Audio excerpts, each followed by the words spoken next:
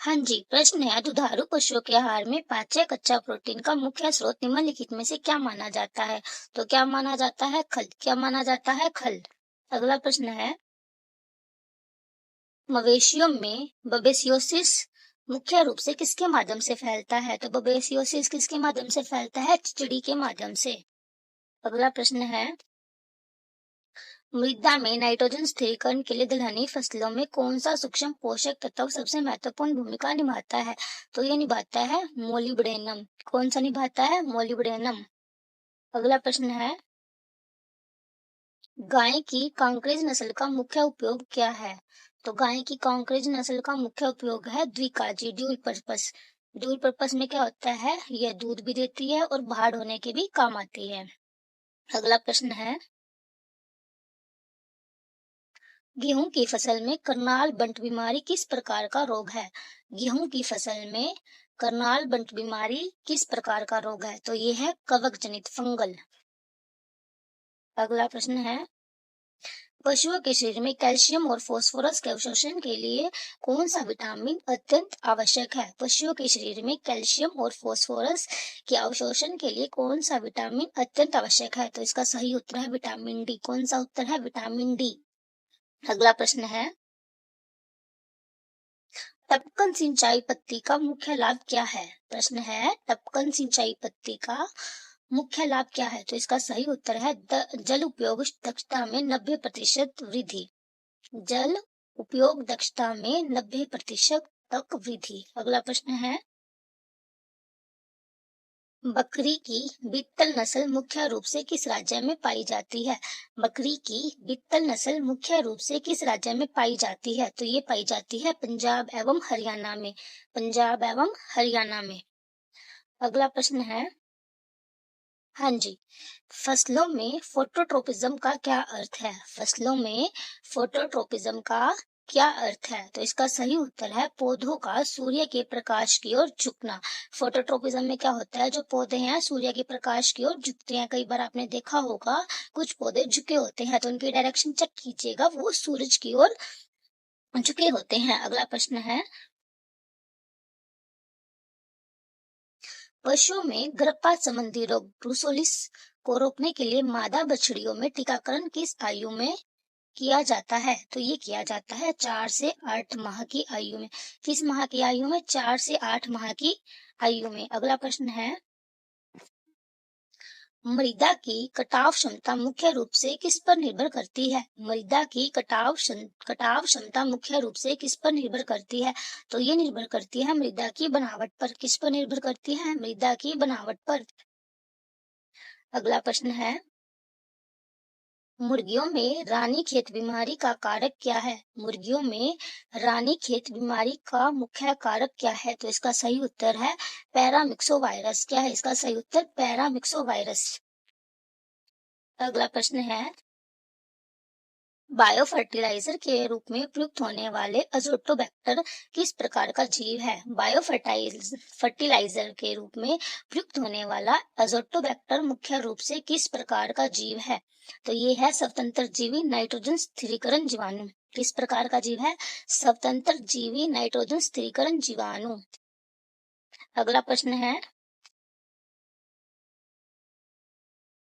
भैंसों में गर्भधारण के समय हिचकिचाहट या शांत मध्यकाल की समस्या प्राय किस ऋतु में अधिक देखी जाती है? तो यह देखी जाती है ग्रीष्म ऋतु में। किस ऋतु में देखी जाती है? ग्रीष्म ऋतु में। अगला प्रश्न है पोली हाउस तकनीक का मुख्य लाभ क्या है? प्रश्न है पोली हाउस तकनीक का मुख्य लाभ क्या है? तो इसका सही उत्तर है नियंत्रित वातावरण में बेमौसमी फसलें उगाना। नियंत्रित वातावरण में बेमौसमी फसलें उगाना। अगला प्रश्न है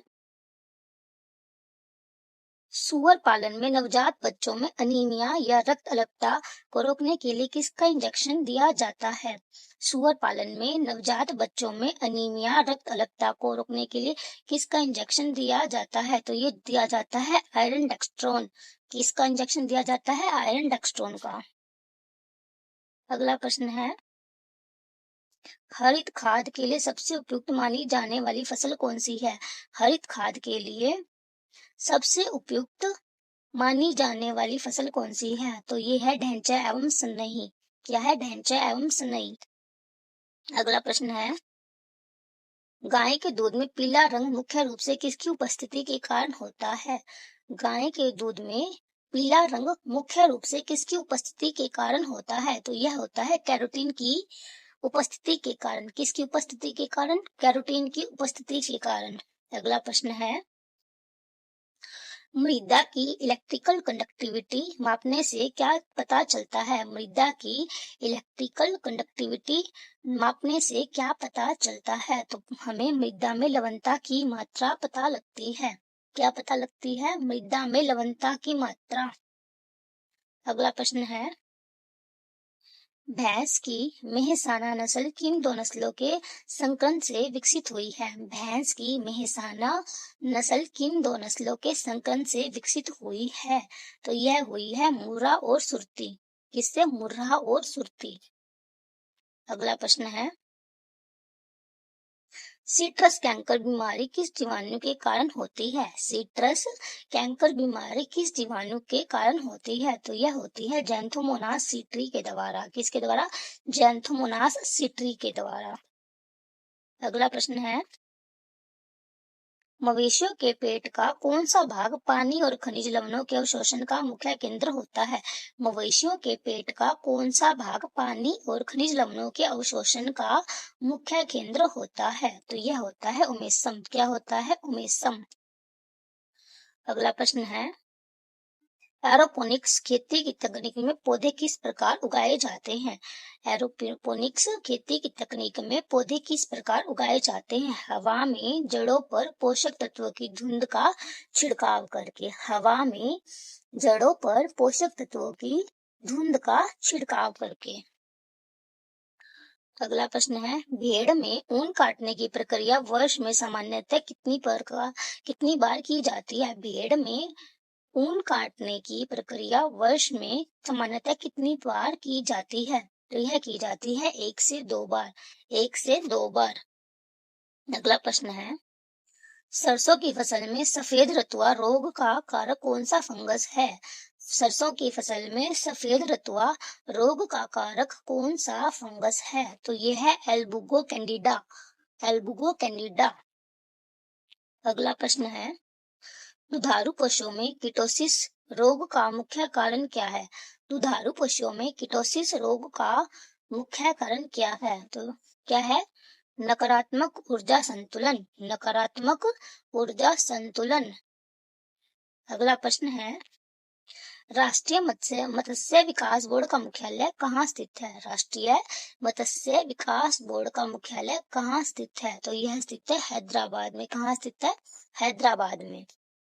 अगला प्रश्न है, पशुओं में सींगरोधन की सबसे सुरक्षित और प्रचलित आधुनिक विधि कौन सी है? पशुओं में सींगरोधन की सबसे सुरक्षित और प्रचलित आधुनिक विधि कौन सी है? तो यह है इलेक्ट्रिकल डीहॉर्नर। कौन सी है? इलेक्ट्रिकल डीहॉर्नर। अगला प्रश्न है, फसलों में पंच छिड़काव के रूप में नाइट्रोजन देने के लिए सबसे उपयुक्त उर्वरक कौन सा है? फसलों में पंच छिड़काव के रूप में नाइट्रोजन देने के लिए सबसे उपयुक्त उर्वरक कौन सा है? तो यह है यूरिया। यूरिया। अगला प्रश्न है, गाय की कौन सी नस्ल अपने सफेद रंग और विशालकाय शरीर के साथ मजबूत कार्य क्षमता के लिए जानी जाती है? गाय की कौन सी नस्ल अपने सफेद रंग और विशालकाय शरीर के साथ मजबूत कार्य क्षमता के लिए जानी जाती है? तो इसका सही उत्तर है थार पाकर। क्या है सही उत्तर? थार पाकर। अगला प्रश्न है, वर्मी कंपोस्ट बनाने के लिए केंचुए की कौन सी प्रजाति सबसे उपयुक्त मानी जाती है? वर्मी कंपोस्ट बनाने के लिए केंचुए की कौन सी प्रजाति सबसे उपयुक्त मानी जाती है? तो इसका सही उत्तर है इसेनिया फेटिडा। क्या है इसका सही उत्तर? इसेनिया फेटिडा। अगला प्रश्न है, पशुओं में पायोमिट्रा किस अंग का संस्करण है? पशुओं में पायोमिट्रा किस अंग का संस्करण है? तो यह है गर्भाशय या यूटेरस का। किसका है जी? गर्भाशय या यूटेरस। हाँ जी, प्रश्न है, एकीकृत पोषक तत्व प्रबंधन का मुख्य उद्देश्य क्या है? एकीकृत पोषक तत्व प्रबंधन का मुख्य उद्देश्य क्या है? तो इसका सही उत्तर है रासायनिक, जैविक और प्राकृतिक उर्वरकों का संतुलित उपयोग करना। क्या है इसका सही उत्तर? रासायनिक, जैविक और प्राकृतिक उर्वरकों का संतुलित उपयोग करना। अगला प्रश्न है, हाँ जी, अगला प्रश्न है, मुर्गियों के राशन में सैंड और ग्रिट क्यों मिलाए जाते हैं? मुर्गियों के राशन में सैंड और ग्रिट क्यों मिलाए जाते हैं? पीसनी में भोजन को पीसने में मदद के लिए। पीसनी में भोजन को पीसने में मदद के लिए। नेक्स्ट क्वेश्चन, धान के खेत में कौन सी गैस मुख्य रूप से उत्सर्जित होती है? धान के खेत में कौन सी गैस मुख्य रूप से उत्सर्जित होती है? तो इसका सही उत्तर है मीथेन, CH4। क्या है इसका सही उत्तर? Methane, CH4। अगला प्रश्न है, नर पशुओं में वीर्य की गुणवत्ता जांचने के लिए किस परीक्षण का उपयोग किया जाता है? नर पशुओं में वीर्य की गुणवत्ता जांचने के लिए किस परीक्षण का उपयोग किया जाता है? तो ये किया जाता है स्पर्म मोटिलिटी और मास एक्टिविटी टेस्ट। स्पर्म मोटिलिटी और मास एक्टिविटी टेस्ट। अगला प्रश्न है, आलू में ब्लैक हार्ट रोग किस कारण से होता है? आलू में ब्लैक हार्ट रोग किस कारण से होता है? तो यह होता है भंडारण में ऑक्सीजन की कमी के कारण। किससे होता है? भंडारण में ऑक्सीजन की कमी के कारण। अगला प्रश्न है, बकरी की बारबरी नस्ल की प्रजनन क्षमता की क्या विशेषता है? बकरी की बारबरी नस्ल की प्रजनन क्षमता की क्या विशेषता है? तो इसका सही उत्तर है यह वर्ष में 2 बार प्रजनन कर सकती है और प्राय जुड़वा बच्चे देती है। बारबरी नस्ल की प्रजनन क्षमता की मुख्य विशेषता क्या है? यह वर्ष में 2 बार प्रजनन कर सकती है और प्राय जुड़वा बच्चे देती है। अगला प्रश्न है, हाँ जी, प्रश्न है, कृत्रिम गर्भधारण में वीर्य की स्ट्रो को पिघलाने के लिए जल का तापमान कितना होना चाहिए? कृत्रिम गर्भाधान में वीर्य की स्ट्रो को पिघलाने के लिए जल का तापमान कितना होना चाहिए? तो यह होना चाहिए 37 डिग्री सेल्सियस लगभग 30 सेकंड के लिए। कितना होना चाहिए तापमान? 37 डिग्री सेल्सियस लगभग 30 सेकंड के लिए। अगला प्रश्न है, फसलों का न्यूनतम समर्थन मूल्य MSP किसकी सिफारिशों के आधार पर घोषित किया जाता है? फसलों का न्यूनतम समर्थन मूल्य किसकी सिफारिशों के आधार पर घोषित किया जाता है? तो यह किया जाता है कृषि लागत एवं मूल्य आयोग की सिफारिशों के आधार पर। किसके आधार पर? कृषि लागत एवं मूल्य आयोग की सिफारिश के आधार पर। अगला प्रश्न है,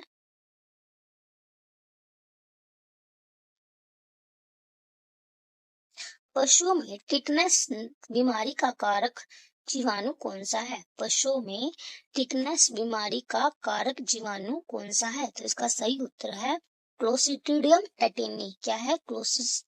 क्लोस्ट्रीडियम टेटेनी। अगला प्रश्न है, मिट्टी में बफरिंग कैपेसिटी का क्या अर्थ है? मिट्टी में बफरिंग कैपेसिटी का क्या अर्थ है? तो इसका सही उत्तर है पीएच में परिवर्तन का विरोध करने की क्षमता। पीएच में परिवर्तन का विरोध करने की क्षमता। अगला प्रश्न है, मुर्रा नस्ल की भैंस का औसत शुष्क काल कितना होना आदर्श माना जाता है? मुर्रा नस्ल की भैंस का औसत शुष्क काल कितना होना आदर्श माना जाता है? तो इसका सही उत्तर है 60 से 90 दिन। क्या है सही उत्तर? 60 से 90 दिन। अगला प्रश्न है, पौधों में जिंक की कमी का मुख्य लक्षण क्या है? पौधों में जिंक की कमी का मुख्य लक्षण क्या है? तो इसका सही उत्तर है नई पत्तियों में पीलापन और छोटी पत्ती रोग। क्या है इसका सही उत्तर? नई पत्तियों में पीलापन और छोटी पत्ती रोग। अगला प्रश्न है, दुधारू मवेशियों में थ्रश या खुर सड़न का मुख्य कारण क्या है? दुधारू मवेशी में थ्रश या खुर सड़न का मुख्य कारण क्या है? तो इसका सही उत्तर है गीले एवं दूषित स्थान पर रहने से जीवाणु संक्रमण। क्या है सही उत्तर? गीले एवं दूषित स्थान पर रहने से जीवाणु संक्रमण। अगला प्रश्न है, सिस्टमैटिक कीटनाशक किस प्रकार काम करते हैं? सिस्टमैटिक कीटनाशक किस प्रकार काम करते हैं? सिस्टमैटिक इंसेक्टिसाइड्स तो ये करते हैं पौधों के रस में अवशोषित होकर कीटों को नष्ट करते हैं। पौधों के रस में अवशोषित होकर कीटों को नष्ट करते हैं। अगला प्रश्न है, मुर्गियों में मार्क्स बीमारी का मुख्य कारण क्या है? मुर्गियों में मार्क्स बीमारी का मुख्य कारण क्या है? तो इसका सही उत्तर है हर्पीज वायरस। क्या है इसका सही उत्तर? Herpes virus. अगला प्रश्न है, भारत में राष्ट्रीय डेयरी विकास बोर्ड का मुख्यालय कहाँ स्थित है? भारत में राष्ट्रीय डेयरी विकास बोर्ड का मुख्यालय कहाँ स्थित है? तो यह स्थित है आनंद, गुजरात में। कहाँ स्थित है? आनंद, गुजरात में। अगला प्रश्न है, सुपर राइस की अवधारणा किसने विकसित की थी? सुपर राइस की अवधारणा किसने विकसित की थी? तो यह की थी डॉक्टर गुरुदेव सिंह खुश ने। किसने की थी? डॉक्टर गुरुदेव सिंह खुश ने। अगला प्रश्न है, दुधारू पशुओं के पेट में गैस जमा होने और पेट फूलने की बीमारी को क्या कहते हैं? दुधारू पशुओं के पेट में गैस जमा होने और पेट फूलने की बीमारी को अफरा कहते हैं। क्या कहते हैं? अफरा। अगला प्रश्न है, मृदा की कौन सी संरचना कृषि फसलों के विकास के लिए सर्वोत्तम मानी जाती है? मृदा की कौन सी संरचना कृषि फसलों के विकास के लिए सर्वोत्तम मानी जाती है? तो इसका सही उत्तर है कनिकादार एवं भुरभरी। क्या है इसका सही उत्तर? कनिकादार एवं भुरभरी। अगला प्रश्न है, ऊंट की बीकानेरी नस्ल की मुख्य पहचान क्या है? ऊंट की बीकानेरी नस्ल की मुख्य पहचान क्या है? तो इसकी मुख्य पहचान है माथे पर गड्ढा होना। माथे पर गड्ढा होना। अगला प्रश्न है, पौधों में स्टोमेटा के खुलने और बंद होने को कौन सा तत्व नियंत्रित करता है? पौधों में स्टोमेटा के खुलने और बंद होने को कौन सा तत्व नियंत्रित करता है? तो यह करता है पोटेशियम। कौन सा करता है? पोटेशियम। अगला प्रश्न है, पशुओं के आहार में बाईपास प्रोटीन का मुख्य लाभ क्या है? पशुओं के आहार में बाईपास प्रोटीन का मुख्य लाभ क्या है? तो इसका सही उत्तर है रुमेन में बिना नष्ट हुए सीधे एबोमेस एवं आंत में बचना। क्या है इसका सही उत्तर? रुमेन में बिना नष्ट हुए सीधे एपोमेस एवं आंत में बचना। अगला प्रश्न है, टमाटर के फल में दरारें किस तत्व की कमी के कारण आती हैं? टमाटर के फल में दरारें किस तत्व की कमी के कारण आती हैं? तो यह आती हैं बोरोन की कमी के कारण। किसकी कमी के कारण? बोरोन की कमी के कारण। अगला प्रश्न है, अंडे की हैचिंग के लिए कृत्रिम इंक्यूबेटर का आदर्श तापमान कितना होना चाहिए?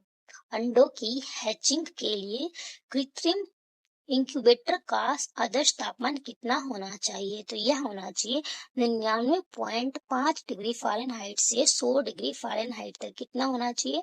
99.5 डिग्री फ़ारेनहाइट से 100 डिग्री फ़ारेनहाइट तक। अगला प्रश्न है, कपास का झुलसा रोग किस जीवाणु से होता है? कपास का झुलसा रोग किस जीवाणु से होता है? तो यह होता है ज़ैंथोमोनास एक्सोनोपोडिस। अगला प्रश्न है, भैंस के दूध में केसिन का प्रतिशत औसतन कितना होता है? भैंस के दूध में केसिन का प्रतिशत औसतन कितना होता है? तो यह होता है 2.6 से 3.2%। 2.6 से 3.2%। अगला है, अंतर्राष्ट्रीय मक्का एवं गेहूं सुधार केंद्र कहाँ स्थित है? अंतर्राष्ट्रीय मक्का एवं गेहूं सुधार केंद्र कहाँ स्थित है? तो यह स्थित है मेक्सिको में। कहाँ पर स्थित है? मेक्सिको में। हाँ जी, प्रश्न है, पशुओं में आर्काइटिस किस अंग की सूजन को कहा जाता है? आर्काइटिस किस अंग की सूजन को कहा जाता है? तो यह कहा जाता है वृषण की सूजन को। किसकी सूजन को? वृषण की सूजन को। अगला प्रश्न है, एकीकृत फार्मिंग सिस्टम का मूल सिद्धांत क्या है? एकीकृत फार्मिंग सिस्टम का मूल सिद्धांत क्या है? तो इसका सही उत्तर है फसल, पशुपालन, मत्स्य आदि का एक दूसरे के पूरक के रूप में प्रबंधन। क्या है इसका सही उत्तर? फसल, पशुपालन, मत्स्य आदि का एक दूसरे के रूप में पूरक के रूप में प्रबंधन। अगला प्रश्न है, गाय में ब्यात के तुरंत बाद अचानक बेहोश होकर गिर जाने का मुख्य कारण क्या है? गाय में ब्यात के तुरंत बाद अचानक बेहोश होकर गिर जाने का मुख्य कारण क्या है? तो इसका सही उत्तर है कैल्शियम का सत्र गिरना। क्या है इसका सही उत्तर? कैल्शियम का सत्र गिरना। अगला प्रश्न है, मृदा स्वास्थ्य कार्ड में कुल कितने पैरामीटर का परीक्षण किया जाता है? मृदा स्वास्थ्य कार्ड में कुल कितने पैरामीटर का परीक्षण किया जाता है? तो इसका सही उत्तर है 12 पैरामीटर। क्या है इसका सही उत्तर? 12 पैरामीटर। अगला प्रश्न है, बकरी की सिरोही नस्ल का मूल उत्पत्ति स्थान कौन सा है? बकरी की सिरोही नस्ल का मूल उत्पत्ति स्थान कौन सा है? तो इसका सही उत्तर है राजस्थान। क्या है इसका सही उत्तर? राजस्थान। अगला प्रश्न है, पौधों में सल्फर की कमी के लक्षण सबसे पहले कहाँ दिखाई देते हैं? पौधों में सल्फर की कमी के लक्षण सबसे पहले कहाँ दिखाई देते हैं? तो यह दिखाई देते हैं नई और ऊपरी पत्तियों पर। कहाँ दिखाई देते हैं? नई और ऊपरी पत्तियों पर। अगला प्रश्न है,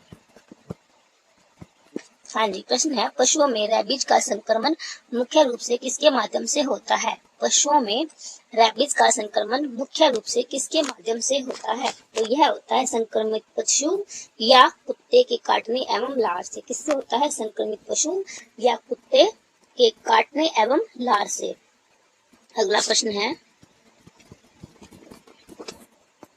नेपियर घास किस प्रकार के चारे की श्रेणी में आती है? नेपियर घास किस प्रकार के चारे की श्रेणी में आती है? तो इसका सही उत्तर है बहुवर्षीय गैर दलहनी चारा। क्या है इसका सही उत्तर? बहुवर्षीय गैर दलहनी चारा। अगला प्रश्न है,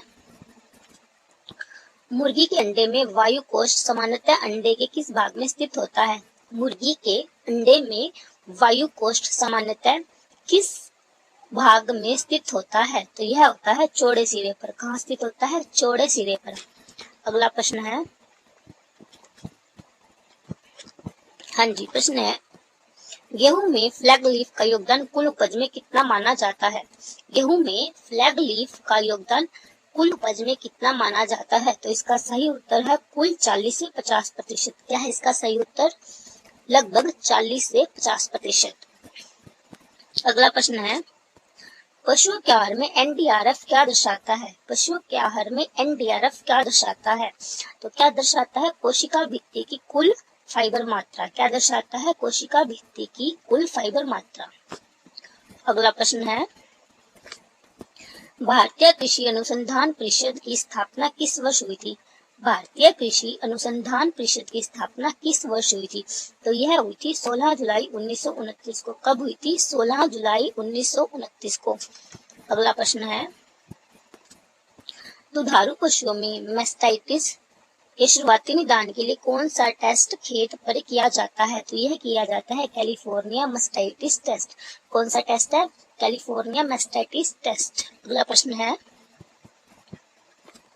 मृदा में केशिका जल पौधों के लिए क्यों महत्वपूर्ण है? मृदा में केशिका जल पौधों के लिए क्यों महत्वपूर्ण है? तो इसका सही उत्तर है यही वह जल है जो पौधों की जड़ों द्वारा आसानी से अवशोषित होता है। क्या है इसका सही उत्तर?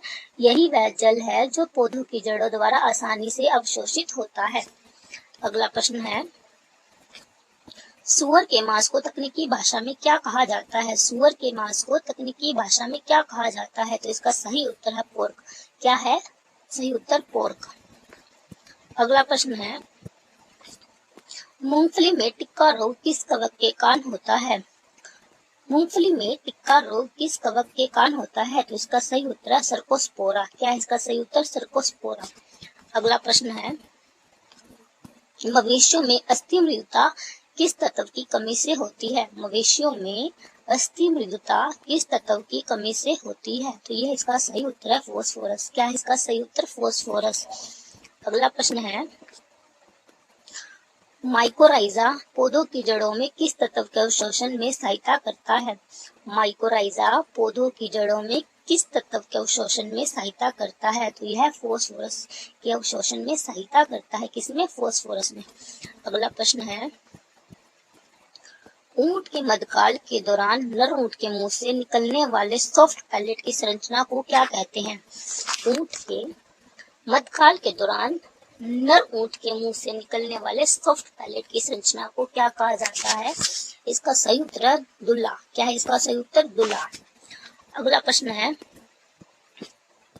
गन्ने में रेड कोट बीमारी किस तीर से होती है? गन्ने में रेड कोट बीमारी किस तीर से होती है? तो यह होती है कोलेटोट्राइटम फ्लेक्टम। अगला प्रश्न है, पशुओं में प्लेसेंटा प्राकृतिक रूप से प्रसव के कितने समय में गिर जाना सामान्य माना जाता है? पशुओं में प्लेसेंटा प्राकृतिक रूप से प्रसव के कितने समय में गिर जाना सामान्यतः माना जाता है? तो इसका सही उत्तर है 2 से 8 घंटे के भीतर। क्या है इसका सही उत्तर? 2 से 8 घंटे के भीतर। अगला प्रश्न है, मृदा प्रोफाइल में सबसे ऊपरी जैविक परत को किस अक्षर से दर्शाया जाता है? मृदा प्रोफाइल में सबसे ऊपरी जैविक परत को किस अक्षर से दर्शाया जाता है? तो इसे दर्शाया जाता है ओ होरिजोन से। किसे दर्शाया जाता है? ओ होरिजोन। अगला प्रश्न है, मुर्गियों में गुम्बोरो बीमारी किस अंग को प्रभावित करती है? मुर्गियों में गुम्बोरो बीमारी किस अंग को प्रभावित करती है? तो यह करती है बर्सा ऑफ फैब्रिसियस। किससे प्रभावित करती है? Bursa of Fabricius. अगला प्रश्न है, शून्य जुताई का सबसे बड़ा लाभ क्या है? शून्य जुताई का सबसे बड़ा लाभ क्या है? तो इसका सही उत्तर है मृदा संरचना का संरक्षण और ईंधन व समय की बचत। क्या है इसका सही उत्तर? मृदा संरचना का संरक्षण और ईंधन व समय की बचत। अगला प्रश्न है, साहिवाल गाय का मूल उत्पत्ति क्षेत्र कौन सा है? साहिवाल गाय का मूल उत्पत्ति क्षेत्र कौन सा है? तो इसका सही उत्तर है मोंटेगोमरी, आधुनिक पाकिस्तान। मोंटेगोमरी पाकिस्तान। हाँ जी। अगला प्रश्न है, पौधों में मैग्नीशियम का मुख्य कार्य क्या है? पौधों में मैग्नीशियम का मुख्य कार्य क्या है? तो इसका सही उत्तर है क्लोरोफिल अणु का केंद्रीय संगठन होना। क्या इसका सही उत्तर? क्लोरोफिल अणु का केंद्रीय घटक होना। अगला प्रश्न है, पशुओं में फैसियोलियासिस यकृत। हाँ जी। प्रश्न है, पशुधन में फैसियोलियासिस यकृत पूर्ण का मध्यवर्ती पोषी कौन होता है? तो यह होता है घोंघा। क्या होता है? घोंघा। अगला प्रश्न है, सिट्रस फल किस पोषक तत्व की कमी के प्रति अत्यधिक संवेदनशील होते हैं? सिट्रस फल किस पोषक तत्व की कमी के प्रति अत्यधिक संवेदनशील होते हैं? तो इसका सही उत्तर है कॉपर और जिंक। क्या है इसका सही उत्तर? कॉपर और जिंक। अगला प्रश्न है, भेड़ के मांस को तकनीकी रूप से क्या कहा जाता है? भेड़ के मांस को तकनीकी रूप से मटन कहा जाता है। अगला प्रश्न है, एंजाइम लिंक्ड इम्यूनोसोब्रेट एसे तकनीक का उपयोग पशु चिकित्सा में किस लिए किया जाता है? एंजाइम लिंक्ड इम्यूनोसोब्रेट एसे तकनीक का उपयोग पशु चिकित्सा में किसके लिए किया जाता है? तो इसका सही उत्तर है रोगों और एंटीबॉडी के सटीक निदान के लिए। क्या है इसका सही उत्तर? ए, रोगों और एंटीबॉडी के सटीक निदान के लिए। अगला प्रश्न है, चना की फसल में उगता रोग किस कवक द्वारा होता है? चना की फसल में उगता रोग किस कवक द्वारा होता है? तो इसका सही उत्तर है ए, फ्यूजेरियम ऑक्सीस्पोरम। क्या है इसका सही उत्तर? ए, फ्यूजेरियम ऑक्सीस्पोरम। अगला प्रश्न है, दुधारू पशुओं के चारे में ऑक्सोलेट की अत्यधिक मात्रा होने पर किस तत्व की कमी हो जाती है? दुधारू पशुओं में के चारे में ऑक्सलेट की अत्यधिक मात्रा होने पर किस तत्व की कमी हो जाती है? तो इसका सही उत्तर है कैल्शियम। क्या है सही उत्तर? कैल्शियम। अगला प्रश्न है, राष्ट्रीय मृदा सर्वेक्षण एवं भूमि उपयोग नियोजन ब्यूरो कहाँ स्थित है? तो यह स्थित है नागपुर में। कहाँ स्थित है? नागपुर में। अगला प्रश्न है, बकरी के मांस को क्या कहा जाता है? बकरी के मांस को चेवन कहा जाता है। क्या कहा जाता है? चेवन। अगला प्रश्न है, गेहूं की रोही या रस्ट कितने प्रकार की होती है? गेहूं की रोही या रस्ट कितने प्रकार की होती है? तो यह होती है 3 प्रकार की, काली, भूरी और पीली। कितने प्रकार की होती है? 3 प्रकार की, काली, भूरी और पीली। अगला प्रश्न है, कृत्रिम गर्भाधान के लिए एक बुल सांड को एक वर्ष में औसतन कितनी खुराक तैयार की जा सकती है? कृत्रिम हाँ जी। प्रश्न है, कृत्रिम गर्भाधान के लिए एक बुल से एक वर्ष में औसतन कितनी खुराक तैयार की जाती है? तो इसका सही उत्तर है ए 5,000 से 10,000 खुराक। क्या इसका सही उत्तर ए 5,000 से 10,000 खुराक। अगला प्रश्न है, हाँ जी, प्रश्न है, मृदा में कार्बन नाइट्रोजन अनुपात सामान्य कृषि योग्य भूमि में कितना होता है? मृदा में कार्बन नाइट्रोजन अनुपात सामान्य कृषि योग्य भूमि में कितना होता है? तो यह होता है 10:1 से 12:1 तक। अगला प्रश्न है, मवेशियों में अंडकोश की सूजन या आर्काइटिस किस जीवाणु रोग का प्रमुख लक्षण है? मवेशियों में अंडकोश की सूजन या आर्काइटिस किस जीवाणु रोग का प्रमुख लक्षण है? तो इसका सही उत्तर है ए ब्रूसलोसिस। क्या इसका सही उत्तर है ब्रूसलोसिस। अगला प्रश्न है, पॉलीएम्ब्रियोनी प्राकृतिक रूप से किस फसल में पाई जाती है? पॉलीएम्ब्रियोनी प्राकृतिक रूप से किस फसल में पाई जाती है? तो यह पाई जाती है आम एवं जामुन में। किसमें? आम एवं जामुन में। अगला प्रश्न है, मुर्गियों के आहार में एमिनो एसिड मिथ्योनिन की कमी से क्या दुष्परिणाम होता है? तो इससे क्या होता है? पंख झड़ने और कैनिबलिज्म, यानी एक दूसरे को चोंच मारने लगते हैं। अगला प्रश्न है, जैविक कृषि में किस घटक का उपयोग पूरी तरह वर्जित होता है? जैविक कृषि में किस घटक का उपयोग पूरी तरह वर्जित होता है? तो इसका सही उत्तर है ए संश्लेषित रासायनिक उर्वरक एवं कीटनाशक का। क्या इसका सही उत्तर है संश्लेषित रासायनिक उर्वरक एवं कीटनाशक का।